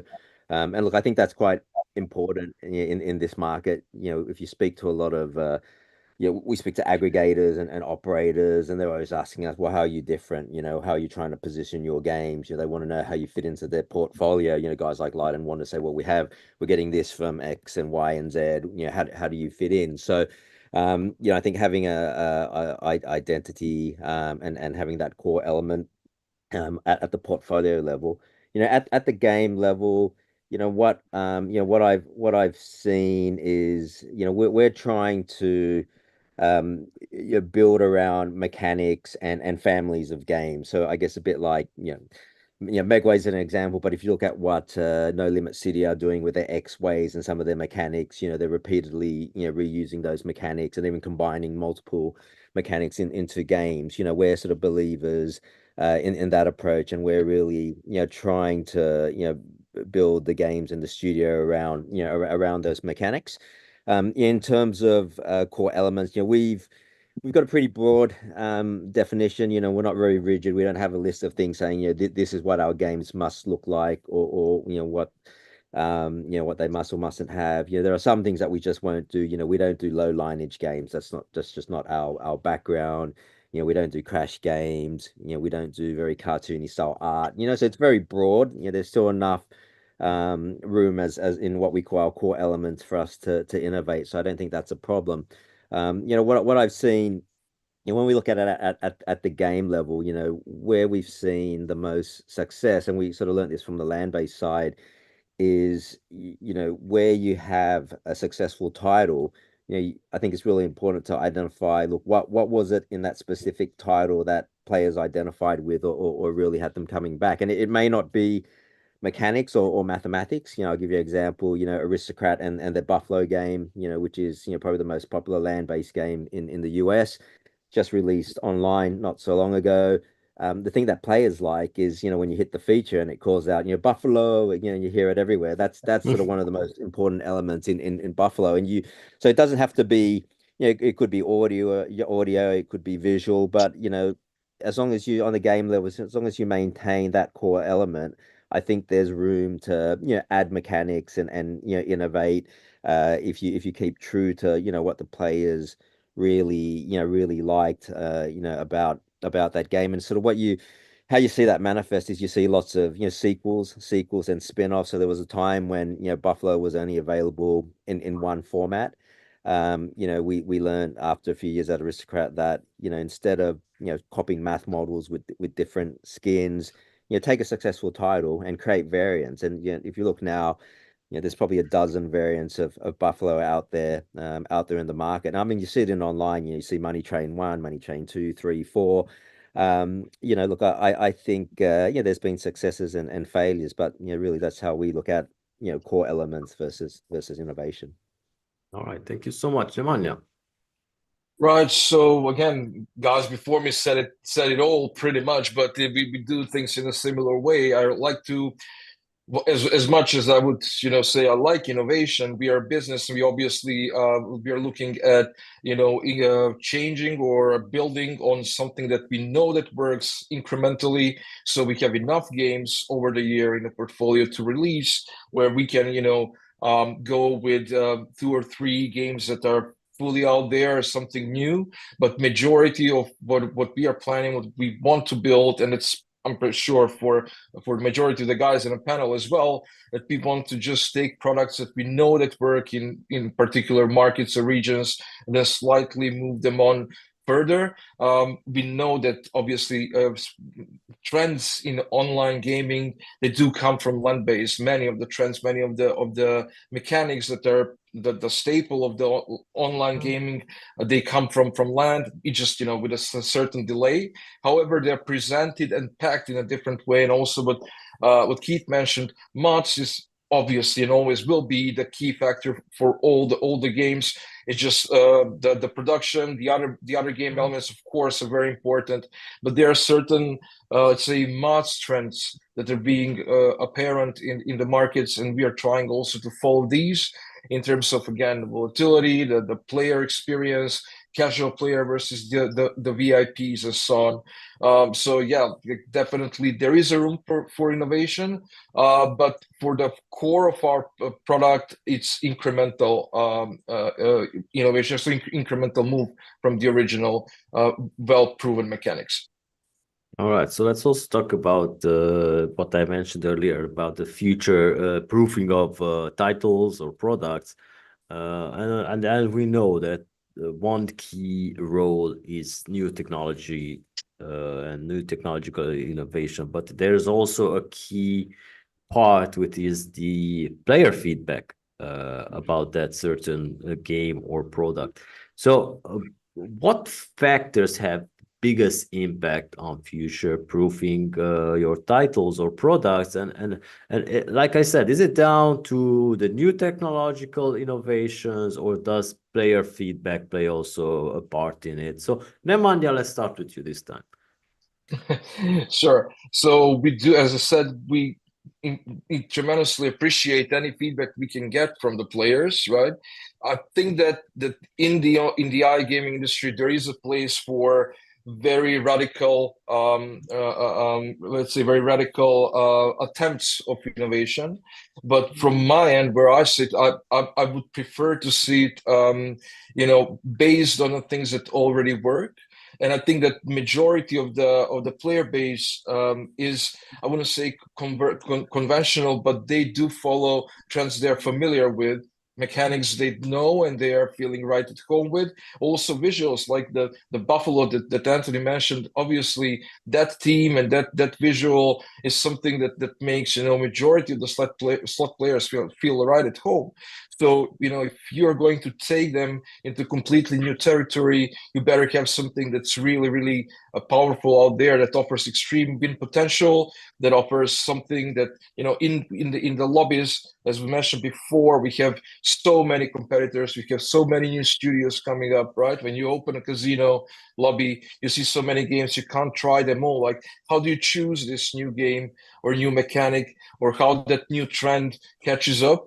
Like Megaways is a good example. Again, it's a mechanic. I just don't want to go too deep into that, but it's a mechanics that again stems from land-based in a way, got popular online, and for quite a while, Megaways games were running well in the UK EMEA. That trend is dropping off slightly, but now because online markets in North America are being open, we have Megaways blooming there, while in Europe, in EMEA, they might be slightly back, and this kind of disproportion in overall markets is even harder to follow when it comes to innovation. But if you have a successful pattern, if you have a successful mechanics that will stick, then it's a long-term game. I think that in general, this industry is not a race. It's a rather cruise rather than a jet race. And we are moving slowly. We are moving incrementally. And if we catch and create something that works, we should definitely double down on that. And that's just one sentence more. Basically, I'm a big proponent of the part of the risk where if you are building something new and you really believe in that something new, you should double down and commit to it. Meaning, if we are to release a game, and we all know that the game production lasts roughly, give or take, a year in the online space. So if you have a successful title all of a sudden, and it was one of those 3-4 games that you wanted to experiment with, you don't have this title again, right? So you need to have something to offer to your players. So if there is innovation that I would choose, I would always double down on it, and then let's say build 2 or 3 games, in per quarter that are following each other, and that way we wouldn't have a huge gaps between the popular mechanics. But then again, it's a bigger gamble for the producer or for the studio, right? All right. So Brandt, how about you, the junior company? Yeah, I have a few observations. When I look at like at Bitblox and where we are now, like when we first started sort of exhibiting this content long before Bitblox was even an idea, we were promoting a game where people were making a prediction over 1 hour. Like they were at a conference and they pick whether Bitcoin was going higher or lower in the next hour, and then they come back and check to see whether they won. And you can see where we got to as we've iterated. We're now down to like a 20-second game as opposed to a 1 hour game. So like that has evolved from feedback from people seeing it and engaging with the content and us iterating on it. But then once we've got there, I think the way that we are looking to future-proof that is we can do multiple things with that 20-second game. So the core game, up or down, where you're just sitting, you're watching the Bitcoin price moving in line, is one thing. But then we've got a bunch of other iterations of that where you're still fundamentally making a 20-second prediction, but it's going to be presented in different ways. We're almost going to turn the Bitcoin price into an RNG of its own. So when we get to our fourth title, which is called BitSlap, it is basically, you're now making a prediction in 20 seconds, but you're watching two guys slap fight each other, basically, and they're knocking each other in strength according to how much the Bitcoin price is moving. So it's like you're now invested in a character rather than the line price. So, and we've got a bunch of different things that we're going to build off there, and things we can do with characters. So I think technology is one thing, but like the guys we were talking about before, like the multiple versions of Buffalo, I think it's a similar type thing. But then on the technology side, I think the one thing we also have to remember here is you need to be solving a problem. It's not just doing something with technology just because it's cool is not in itself something that's going to create value. And we've learnt that a little bit the hard way to date, where we were so focused on trying to do everything on chain without actually recognizing that in the end it's purely about the content and the player experience type there. But for us, player feedback is going to be very important as we drive different skins and different titles and different things. Yeah. Right. Thank you so much, Keith. That's interesting. There's such great comments, and I sort of agree across the board. Really, I think if you look at it holistically and what we're providing, we're game studios. We're providing content to operators, and an operator is there. They come to us for products that can entertain their customers. So I always go from that angle. I think that entertainment value is our core thing. That's what we all do, and the technical innovations help drive that entertainment, but they're not the end of the role. The role is to be an entertainer for those end users. So we try and talk to our guys about how are we producing our products to entertain those end users, and it's the operators as our clients relaying the feedback on our games to us. We can see the game data. We can look at all of the metrics from, stickiness, longevity of play, survival of the game, the revenue that it makes, the amount that's spent on it, and all of those things. And they are decisive factors to a large extent, but they're not everything. So, we just have to take the view that we're here to entertain, and that's the primary focus, whether it's technically or visually or whatever. So the technology really just means we have to have the latest trends and features. We have to support the latest output devices, etc. It has to be fast. It has to be feature rich. It has to include, social elements nowadays, and all of these sort of trends that are going on from free play, etc. But all we're trying to do is keep extending the level of entertainment that we provide, and I think that sort of crosses the board. But in terms of stability going forward, there's a few things that are key. Regulation is a key one, I think. Products have changed to suit regulated markets as well as non-regulated markets. So we're looking at a lot of our games that have been successful in, say, maybe a LATAM or a non-regulated market, and how they might perform in a regulated market is going to be very different. In slots, there's a lot of features that you can't run, etc. So future-proofing as a business and the games is making sure that they're adaptable across all of those geos and those regulated markets. And certainly the unpredictability is the lack of regulation in some areas. So, if you look at, is it Manila now just changed the licensing laws? Someone turns around and says, we're not going to allow slots in the UK. What does everybody do? It's kind of, from a risk perspective, all of these scenarios are possible. Hopefully they're not going to happen, but we have to make sure we don't have all our eggs in one basket. We have a good spread, and we make sure that we're in those jurisdictions. So I think there's some really interesting facets as game studios. We just have to be really aware, and it's a lot of work, and a lot of playback in ensuring that we provide good entertainment in across the regions, and we use technology to help us make sure we stay relevant, I guess. Right. Thank you so much, Anthony. Yeah, no, in terms of your future proofing, I think it's very difficult to future proof an individual game release.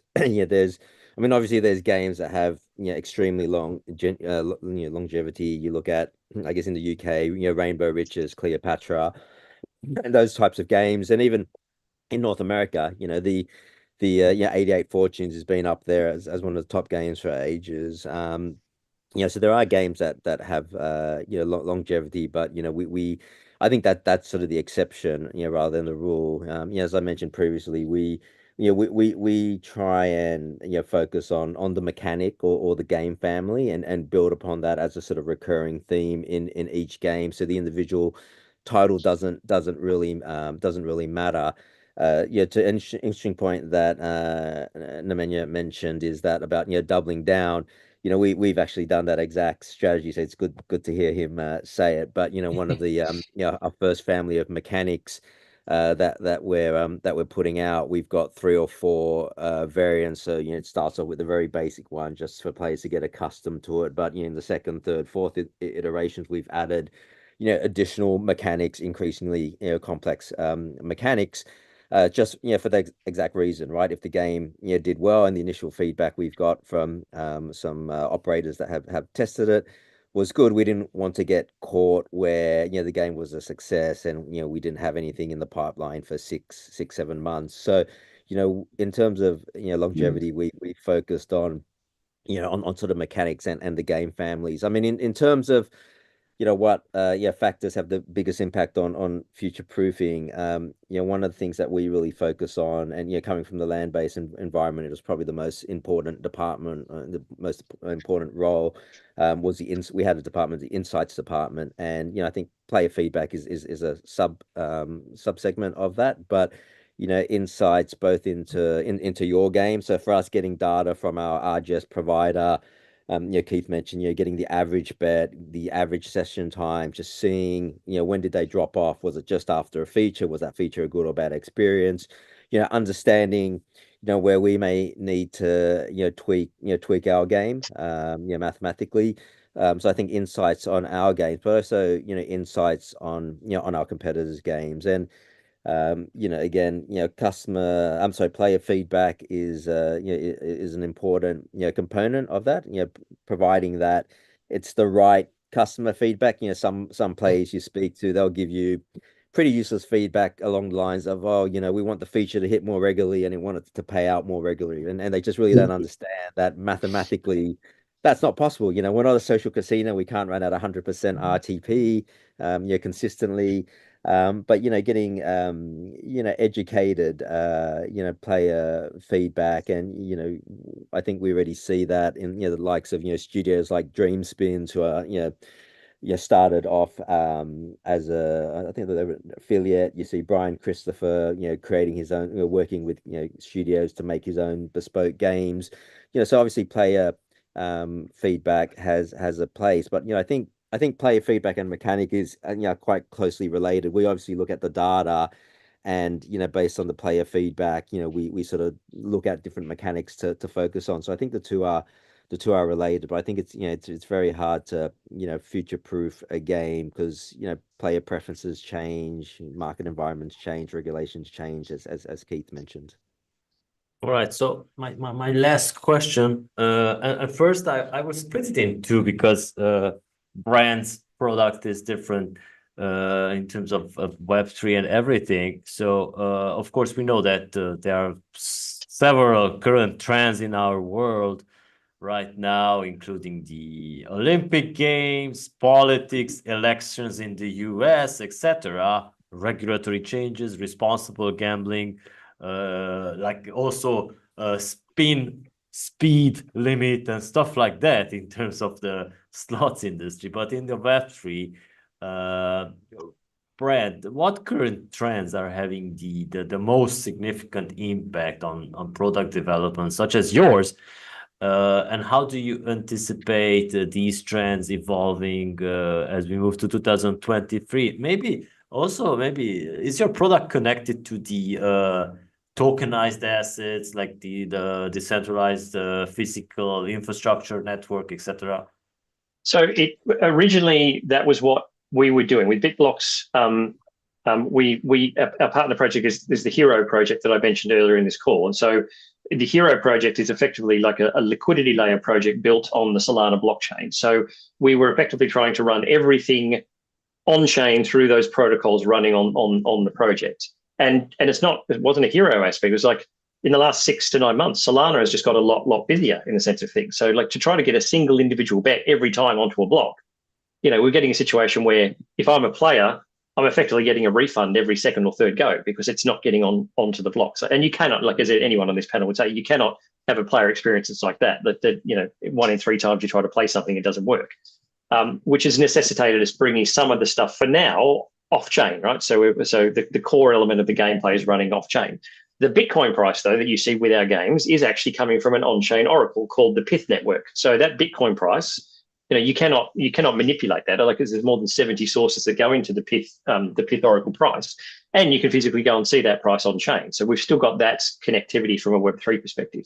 But I think on the other side of things, like the word that gets most often used when people look at us for the first time is like, oh, that's quite fresh. So I think there's definitely a desire for different types of games out there from the industry per se, and so we are obviously trying to play to that desire. But also, people know that crypto is a thing, like, that it's maybe not the fad that's just going to disappear, and that Bitcoin is going to be around for a long period of time and potentially is going to cement itself as, probably as digital gold, like if it hasn't already. It's particularly now we've got all these sort of ETFs that have been structured on it. And now you've got Ethereum ETFs, and now we're going to have Solana ETFs. So I think that whole side, but I think there's still a technological catch up for Web3 to really be able to service what global iGaming markets need. It's still not there, in my opinion. Some people might differ on that. But yeah, on other things, maybe it's not casino related, but I see a massive growth in event markets as well. I mean, you look at the last presidential election, I think was the largest single market ever on Betfair. Like when you think of all the other things that are out there. So I can see, event, style things, continuing to rise in popularity as well. So that'll be my points on that. All right. So happy birthday, Ethereum, by the way. It's the 9th birthday today. All right. So Keith, how do you see it? How are we now in the second half of 2024, and how do you see 2025? Yeah, interesting. I think from a game production perspective, and where we're focusing our sort of new game development, we've got a few areas. So obviously with slots and the like, it's an ongoing, evolving thing. It's a mature market in many ways, but it's always innovating. So that just continues. But I've seen a lot of move, as I mentioned earlier, towards lightweight content. So I think there is a rebuild in lightweight that's going to rip through the market. I'm seeing it now, and everywhere I talk, I'm asked about it. So I think, you've got this massive boom in crypto casinos from stake.com and the likes, BC Games, etc. out there. And I think they're driving change in many ways. So adapting content, I think they're becoming, in some ways, the fact that they've been successful in doing that is now we're seeing that ripple back through the market, and people are saying, have you got these type of games? Have you got lightweight? But we've always had, those games. We have to reproduce them. So I think that's a real trend that's going to come in. And I think the other major trend that we all see in every day is the sort of sweeps model trend. People have been very unsure as to how that revenue model will work. Will it create revenue? I think now there's some big players that have established that. As I say, we built the original Chumba Casino and watched them go from sort of zero to, probably last time I looked, 50, 60, 100 million a month in revenue out of the US doing sweepstakes. So I think everybody's caught on now. And for content providers, making sure your games are adapted to those types of customers means you've got a whole new customer base opening up. And we probably get as many requests from operators and clients for sweep model games as well. Can you supply that? So I think there's a drive towards looking at how that really works in detail, how it can be improved, then we can make those games more adaptable to that market, make that market a better place for entertainment in terms of the social aspects that can be added into those games to really drive that play, etc. So I think that's a big one. I do, like Brandt, I do believe that the trading games, I've seen it myself because we're one of the early adopters of the sort of virtual trading games, if you like. So our suite of ball trading games, we've been showing those around the market for 4 or 5 months, and every operator we've spoken to has said, yes, we'll take those. There's been some interesting discussions about where they fit, is it table games, is it draw games, where does it fit in the casino genre, if you like. I kind of see it as a bit of a new genre. If enough people are developing, Brandt's building games, we're building games. I've seen other people building products. I think the live trading aspects will come in. So I think a new genre might just open up there. And we've seen massive interest. So people wanting to put it in their casino portfolios, people saying, should we put it in our sportsbook portfolio? We think it links better to that. And we got some innovative ideas on how we present those games, from lightweight versions to the current versions to sports themed versions, etc., that we can trial and test out and see how they perform.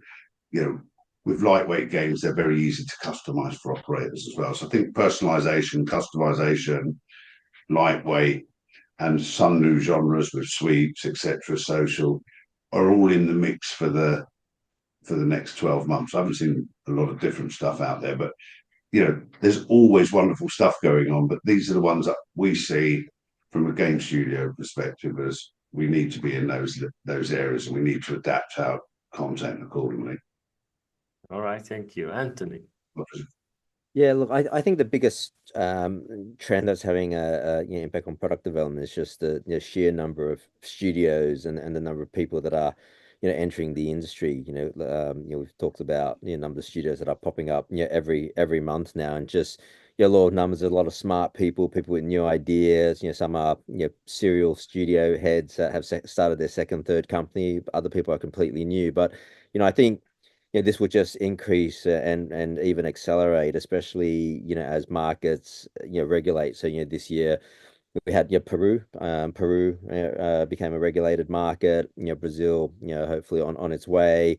New Zealand, it was just announced this week that New Zealand was going to regulate online gaming. And I think what happens is when a market regulates, there's an influx of people locally in those local markets who start setting up studio in Brazil at the moment. We obviously Kalita Games, and there's other sort of longer established players like Vesta, and some land-based guys like Zitro and Ortiz. But I think when a market regulates, there's a lot more interest from people locally. It's just it's not sort of seen as a dirty industry anymore. It's easy to get banking and just simple things like a bank account, right? Easier to set up a bank account because it's now legal. So if you look at what happened in the US, decade ago, there weren't many studios in the US making online games, when it was mainly Europe and other markets. But now that sort of US North American iGaming is the size that it is, there are quite a few US studios that have popped up. So I think regulation in different parts of the world is just going to accelerate the number of studios popping up as well. And just like I said, the sheer number of people, a lot of smart people from different industries with different ideas, trying to blend different things and create fusion games. It's going to be interesting. I think that's going to have a big impact in the next couple of years. So much. Nemanja.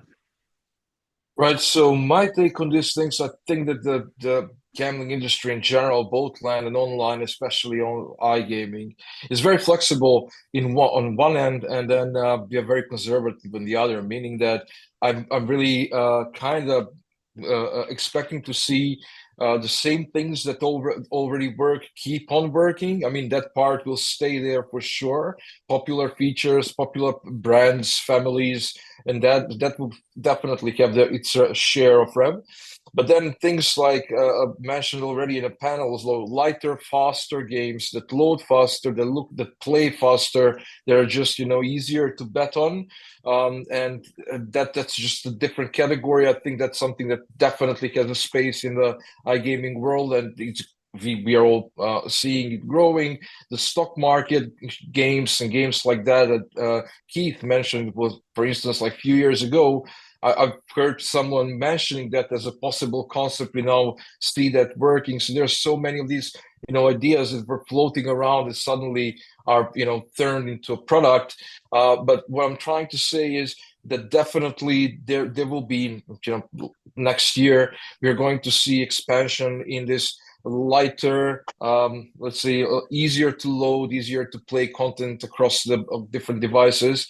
Then on the other end, we have regulations, and regs are definitely something that is shaping the industry in a different way as well. UK, for instance, the way the gambles are being set and the betting is set and all that, all those things contribute to the ways how we build games and how we look in games in the long term, right? So for the next year, as I said again, I expect a mixture from the established brands, established mechanics, and some new stuff that's obviously upcoming, and maybe something new that we haven't seen out there yet that can always surprise us, right? Yeah, let's hope so. Every time we like hoping that something new pops up, something that's going to create some magic, but we still have to wait for it, right? Okay, guys, so thank you so much for your time. I know it's very, very expensive for you to just like jump on board these type of meetups and just get out from the business. And I also want to thank our audience for sticking around on the multiple platforms we've been streaming our quarterly meetup. We will be back again in a couple of hours with Gaming America's Q3, but European Gaming Q4 is scheduled for November. Make sure to reach out to Brandt, Keith, Anthony, or Nemanja over LinkedIn or any other social media they are active on. And yeah, take good care, everyone. Thank you for joining. Thanks very much. Cheers. Pleasure. Thanks. Bye. Bye all. Goodbye.